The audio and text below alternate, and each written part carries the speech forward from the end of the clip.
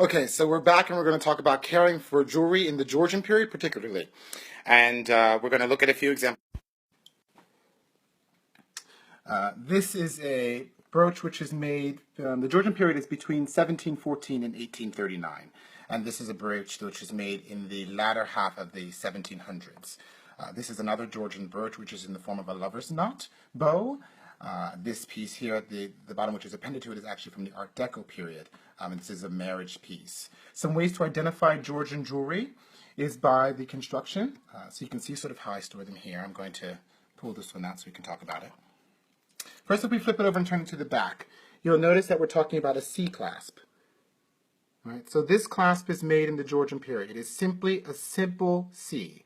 The back of the brooch is done in high gold, 18 karat. The front of the brooch is done in silver. This is a period in time where we're not seeing platinum. It has not yet been come into the jewelry market as a source of metal working in jewels as wearable art.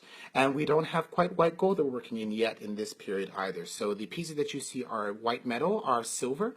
It's laden with diamonds. You'll see that, each one sort of collected in its own bit and then set. We're talking about rose cuts.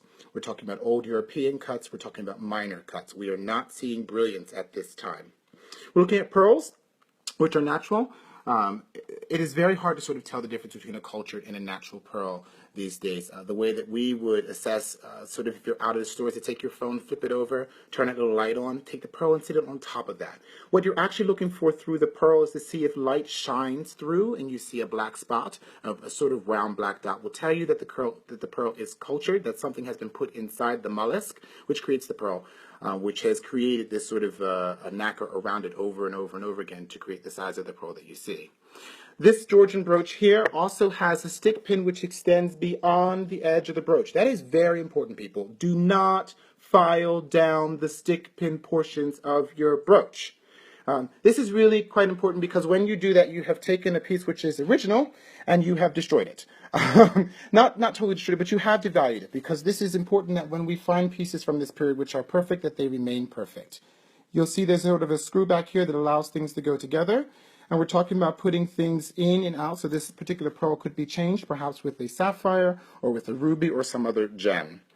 When we talk about Georgian jewelry and cleaning Georgian jewelry, what we want to be doing is we want to be using something called a polishing cloth. We don't dip Georgian jewelry ever. Let me repeat. We do not ever dip Georgian jewelry in anything. That includes submersing it in water. That includes putting soap on it or anything like that. What we want to do is simply take a polishing cloth and go over the portions which are silver on this side and go over the back where there is gold.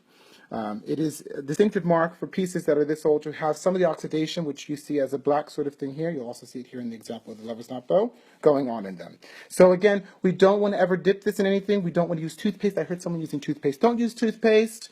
Don't use any sort of chemical near pearls at all. And I want to talk about chemicals near pearls because a lot of you guys go to your jewelry box and then you spray things like perfume and cologne on afterward. No. Perfume goes on as soon as you leave the shower before you've touched your jewelry. You should dab off whatever excess there is on your skin and never put jewelry where you have splashed perfume, especially pearls. Perfume specifically eats away the nacre. This shiny portion of the pearl is called nacre and luster.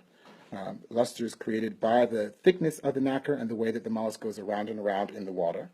And that these sorts of chemicals that go inside of perfumes like alcohol are just absolutely destructive to a pearl.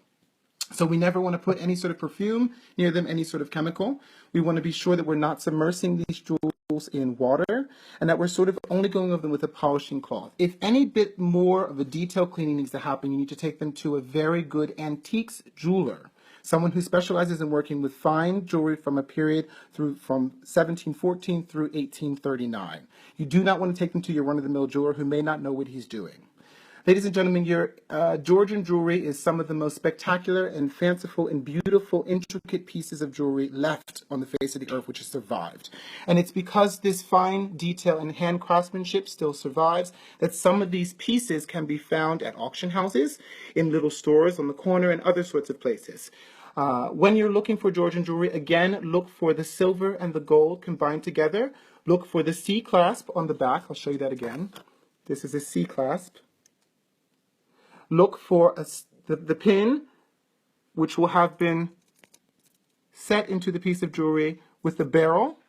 So it's one sort of piece of metal that goes through both the stick pin and the actual attachment here.